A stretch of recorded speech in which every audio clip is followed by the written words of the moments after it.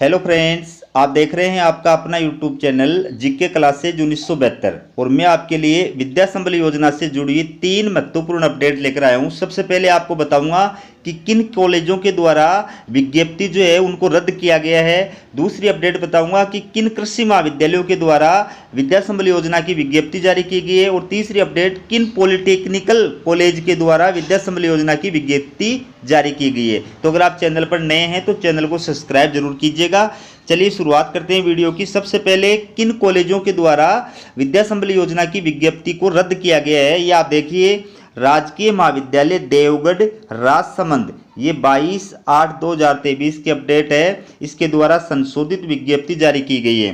क्या कहा गया है कि इस महाविद्यालय की विज्ञप्ति क्रमांक 22 दिनांक 21/8/2023 विद्या संबल योजना में आवेदन आमंत्रण को अपरिहार्य कारणों से निरस्त किया जाता है। यानी राजकीय महाविद्यालय देवगढ़ राजसमंद के द्वारा विद्या संबल योजना के लिए जो विज्ञप्ति जारी की गई थी उस विज्ञप्ति को रद्द कर दिया गया है। इसलिए कोई भी अभ्यर्थी जो है वो इस कॉलेज के अंदर अप्लाई नहीं करे। ठीक है, तो आपको जागरूक करने के लिए मैंने ये जो है अपडेट लेकर के आपके लिए आया हूँ।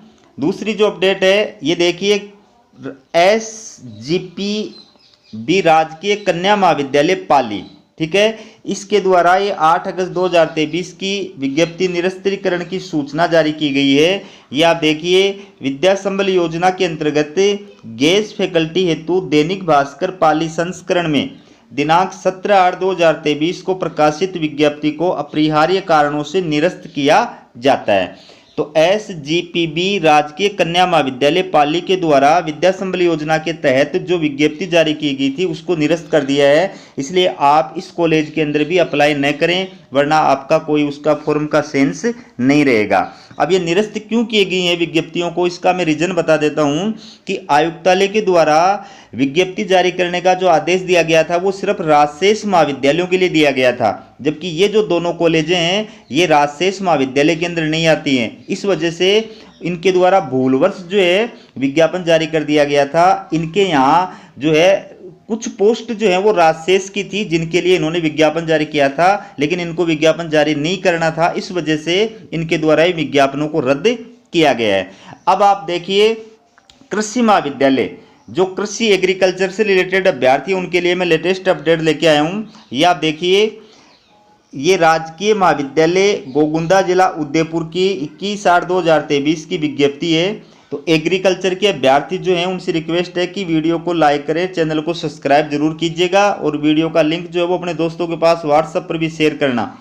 तो ये विज्ञप्ति जो है इसमें क्या कहा गया है, आयुक्तालय कॉलेज शिक्षा राजस्थान जयपुर के परिपत्र दिनांक 12/8/2023 एवं वित्त विभाग के परिपत्र दिनांक 7/8/2023 की अनुपालना में राज्य सरकार द्वारा घोषित विद्या संबल योजना के अंतर्गत 24 सप्ताह अथवा 28/2/2024 जो भी पहले हो, अधिकतम 14 साप्ताहिक घंटे के अनुसार ₹800 प्रति कालांश मानदेय के आधार पर गेस्ट फैकल्टी पूर्णतया अस्थायी के रूप में निम्नांकित विषयों में अध्यापन कार्य हेतु दिनांक 2/9/2023 साय 5 बजे तक आवेदन पत्र आमंत्रित हैं। तो ये एग्रीकल्चर महाविद्यालय के अंदर विद्या संबल योजना के तहत आवेदन फॉर्म जो है आमंत्रित किए गए हैं। तो मैं आपको बता दूं कि इसमें आपको कब तक रखा जाएगा। पहली बात तो ये कि आपके या तो 24 सप्ताह पूरे हो जाएंगे या फिर 28 फरवरी, दोनों में जो भी पहले पूरा हो जाएगा आ जाएगा तभी आपको जो है पद से हटा दिया जाएगा। ठीक है, और इसमें आपको प्रति कालांश 800 रुपये मानदेय प्रदान किए जाएंगे, यानी एक कालांश के आपको 800 रुपये प्रदान किए जाएंगे। लेकिन इसमें शर्त ये है कि आप एक सप्ताह में अधिकतम 14 कालांश ही ले सकते हैं। ठीक है, अब आवेदन करने की जो लास्ट डेट है वो है 2 सितंबर 2023 साय 5 बजे तक। आवेदन कैसे करना है, कौन आवेदन कर सकता है, आवेदन की प्रक्रिया, पूरी चीज़ें, योग्यता, सब चीज़ें मैं आपको लास्ट के अंदर एक साथ बताऊंगा। तो ये देखिए, राजशेष महाविद्यालय है राजकीय कृषि महाविद्यालय गोगुंदा, इसके द्वारा ये genetic and plant breeding, agriculture extension and communication, agronomy, horticulture, soil science and agriculture, chemistry, biology, गणित और अंग्रेजी, ये सब की एक एक पोस्ट है। इनके लिए विद्या संबल योजना के तहत जो आवेदन फॉर्म है वो आमंत्रित किए गए हैं। ठीक है, ये निर्देश आप पढ़ना चाहिए तो पढ़ सकते हैं, मैं लास्ट में पूरी डिटेल आपको एक साथ में बता दूंगा। अगला जो कृषि महाविद्यालय है वो देखिए राजकीय महाविद्यालय केकड़ी, ठीक है, उसके द्वारा ये विज्ञप्ति जारी की गई है 22 अगस्त 2023 को। तो विज्ञप्ति की बाकी बातें जो है वो सेम है। इसमें आवेदन करने की जो लास्ट डेट है वो है 31 अगस्त 2023 साय 5 बजे तक, ठीक है। अब इसमें देखिए ये राजशेष महाविद्यालय है राजकीय कृषि महाविद्यालय केकड़ी, इसके अंदर कौन कौन से विषयों के लिए आवेदन फॉर्म आमंत्रित किए गए हैं? Horticulture, soil science and agriculture, chemistry, agronomy, extension education, agriculture economics, genetic and plant breeding, animal husbandry और एग्रीकल्चर इंजीनियरिंग, इन सभी विषयों के लिए आवेदन फॉर्म जो है वो आमंत्रित किए गए हैं, ठीक है। आवेदन कैसे करना है पूरी डिटेल में लास्ट में एक साथ बताऊंगा। ये आपके लिए पॉलिटेक्निकल महाविद्यालय, जो अभ्यर्थी पॉलिटेक्निकल कॉलेज के अंदर विद्या संबल योजना में अप्लाई करना चाहते हैं वो वीडियो को जरूर देखिए। राजकीय पॉलिटेक्निकल महाविद्यालय कोटा, ये 22/8/2023 की विज्ञप्ति जो है वो जारी की गई है। विद्या संबल योजना के तहत आवेदन फॉर्म जो है आमंत्रित किए गए हैं, ये आप देख सकते हैं। तो संयुक्त निदेशक तकनीकी शिक्षा निदेशालय राजस्थान जोधपुर के पत्र क्रमांक 30/8/2022 की अनुपालना में विद्या संबल योजना के अंतर्गत निम्न विषयों में पात्र अभ्यर्थियों को पूर्णतया अंशकालिक गेस्ट फैकल्टी के रूप में राजस्थान सरकार के वित्त विभाग के पत्र दिनांक 30/3/2021 की पालना में क्या किया गया है, जो है बजट की उपलब्धता की शर्त के अधीन वांछित योग्यता रखने वाले ऐसे इच्छुक अभ्यर्थियों से अंशकालीन सेवाओं हेतु आवेदन आमंत्रित हैं। आवेदन करते समय आवेदक 21 वर्ष की आयु पूर्ण करते हों और यदि सेवानिवृत्त हों तो 65 वर्ष की आयु से अधिक नहीं होने चाहिए। आवेदन मूल दस्तावेज में समस्त दस्तावेजों की 100 प्रमाणित प्रति लेकर स्वयं दिनांक 25/8/2023 को प्रातः 10 बजे महाविद्यालय में उपस्थित हुए आमंत्रित अंशकालीन गेस्ट फैकल्टीज से केवल कालांश के आधार पर शिक्षण कार्य करवाया जाएगा तथा गेस्ट फैकल्टी पूर्ण रूप से अस्थायी अंशकालिक ही होगी, जिनकी आवश्यकता अनुसार निम्नानुसार है। तो किन किन विषयों में आवेदन करने हैं और आवेदन कैसे करने हैं वो आपने देख लिया। 25/8/2023 को आपको खुद उपस्थित होना है। आपके सारे जो है आवेदन फॉर्म भर करके और सारे डॉक्यूमेंट्स की सेल्फ अटेस्टेड फोटोकॉपी लेकर के प्लस ओरिजिनल डॉक्यूमेंट्स लेकर के आपको 10 बजे जो है इस महाविद्यालय में उपस्थित होना है, ठीक है। अब देखिए किस किस विषय के अंदर आवेदन फॉर्म आमंत्रित किए गए हैं पॉलिटेक्निकल महाविद्यालय में। मैथमेटिक्स, ठीक है, इसमें योग्यता भी बता रखी है MSc in maths with first division और अबोव। ये अप्लाइड केमिस्ट्री, इसमें MSc in chemistry with first division and above. ये अप्लाइड फिजिक्स, इसमें MSc in physics with first division और अबोव। कंप्यूटर साइंस, इसमें BTech in computer science with first division and above. और ये technician welding, इसमें ITI इन welding, ठीक है। तो ये आपके लिए वैकेंसी है। अब मैं आपको बताता हूँ दोस्तों कि विद्या संबल योजना में जो है आवेदन फीस क्या है। सबसे पहले आवेदन फीस देखिए, तो इसमें आवेदन करने के लिए कोई आपको शुल्क नहीं दिया जाएगा, ठीक है। बात करते हैं आवेदन प्रक्रिया, आवेदन कैसे करना है। तो आपको इस नोडल केंद्र की ऑफिशियल वेबसाइट से आवेदन फॉर्म डाउनलोड करना है, या आप चाहें तो आयुक्तालय की ऑफिशियल वेबसाइट से भी फॉर्म डाउनलोड कर सकते हैं। आप चाहें तो मेरा टेलीग्राम चैनल है GK क्लासेज 1972, उसको सब्सक्राइब कर लीजिए, वहाँ पर भी आपको आवेदन फॉर्म मिल जाएगा। तो ठीक है, आवेदन फॉर्म को पूरी तरह से फिलअप करके और उसके साथ आवेदन फॉर्म में जो जो डॉक्यूमेंट्स आपने भरे हैं उन डॉक्यूमेंट्स की सेल्फ अटेस्टेड फोटोकॉपी लगा करके और आपको आवेदन फॉर्म जो है वो जमा कराना है। बाई हैंड भी करा सकते हैं आप उस कॉलेज में, और आप चाहें तो जो है व्यक्तिगत रूप से भी बाय पोस्ट भी जमा करा सकते हैं, ठीक है। योग्यता क्या है, अगर अपन विद्या संबल योजना में असिस्टेंट प्रोफेसर के लिए अप्लाई कर रहे हैं तो योग्यता देखिए, जिस विषय में आप अप्लाई कर रहे हैं उस विषय में आपके पास में PG की डिग्री होनी चाहिए और उसमें कम से कम 55% मार्क्स होने चाहिए, ठीक है। अब इसमें ये महत्वपूर्ण है कि SC ST OBC non creamy layer और विकलांग कैटेगरी के जो अभ्यर्थी हैं अगर वो वैलिड कास्ट सर्टिफिकेट प्रस्तुत करेंगे तो उनके PG में 50% होने पर भी वो अप्लाई करने के योग्य हैं, ठीक है। इसके साथ साथ में आपके पास में क्या होना चाहिए, विश्वविद्यालय अनुदान आयोग या CSIR के द्वारा जो राष्ट्रीय पात्रता परीक्षा नेट कंडक्ट कराई जाती है वो आप क्वालिफाइड होने चाहिए।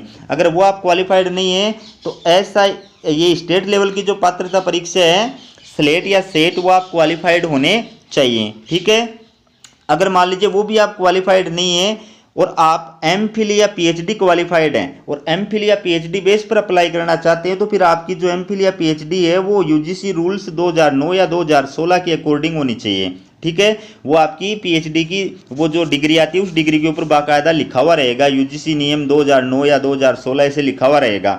ठीक है, और अगर मान लीजिए आपकी पीएचडी या एमफिल जो है वो 11 जुलाई 2009 से पहले की है, या आपकी पीएचडी या एमफिल का रजिस्ट्रेशन 11 जुलाई 2009 से पहले का है, भले ही मिली बाद में वो डिग्री, लेकिन रजिस्ट्रेशन 11 जुलाई 2009 से पहले का है, उस स्थिति में आपको एक प्रमाण पत्र बनवा करके देना पड़ेगा इस फॉर्मेट के आधार पर। यानी ये 5 बिंदु जो है वो प्रमाणित किए जाएंगे, किसके द्वारा?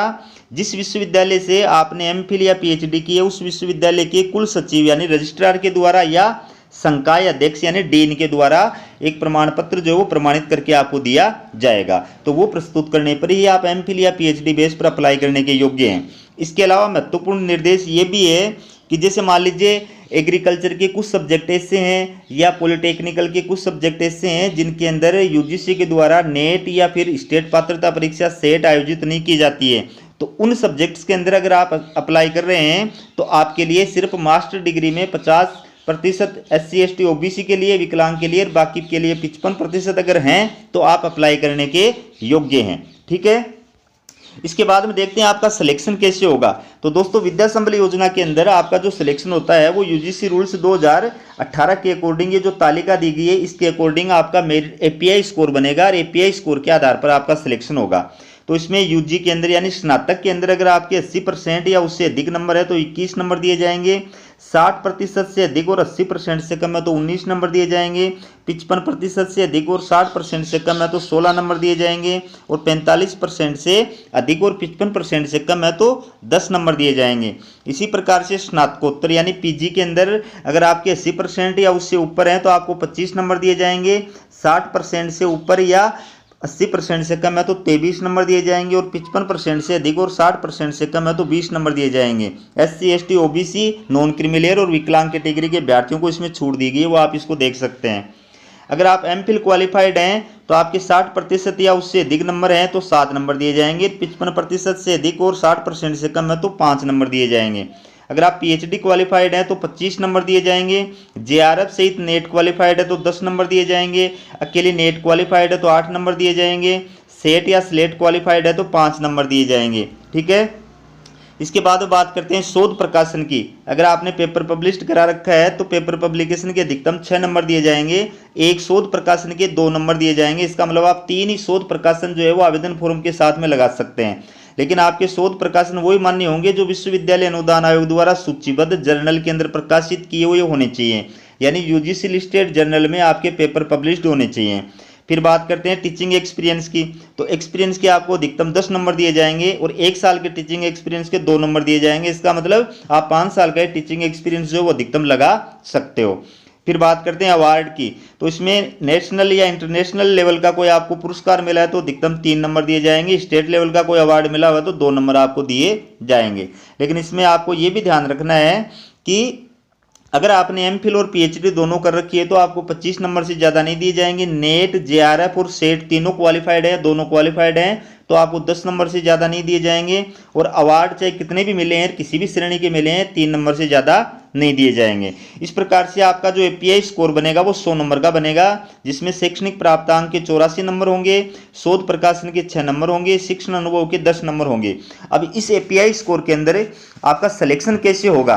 तो सिलेक्शन जो है उसके लिए कोई इंटरव्यू भी नहीं होगा और कोई एग्जाम भी नहीं होगी, आपके एपीआई स्कोर के आधार पर आपका सिलेक्शन होगा। ठीक है, तो एपीआई स्कोर के अंदर ये जो तालिका दी गई इसके आधार पर आपका एपीआई स्कोर बनेगा और उसमें टॉप, उस विषय के अंदर टॉप 3 जो अभ्यर्थी होंगे एपीआई स्कोर वाले टॉप 3 अभ्यर्थी, उनको डॉक्यूमेंट वेरिफिकेशन के लिए कॉलेज के द्वारा बुलाया जाएगा। ठीक है, तो उसमें अगर फर्स्ट जो एपीआई स्कोर वाला अभ्यर्थी उसका डॉक्यूमेंट सही पाया जाता है और वो ज्वाइनिंग करना चाहता है तो उसको ज्वाइनिंग से पहले 100 रुपये के स्टाम्प पेपर पर अपना शपथ पत्र देना पड़ेगा और उसके पश्चात उसको ज्वाइनिंग करा दी जाएगी।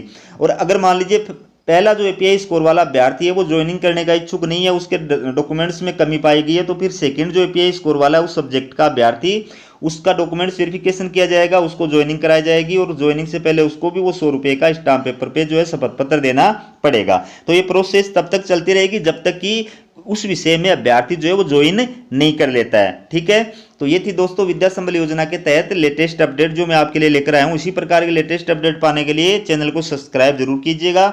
हमारा वीडियो देखने के लिए आप सभी दोस्तों का बहुत बहुत धन्यवाद।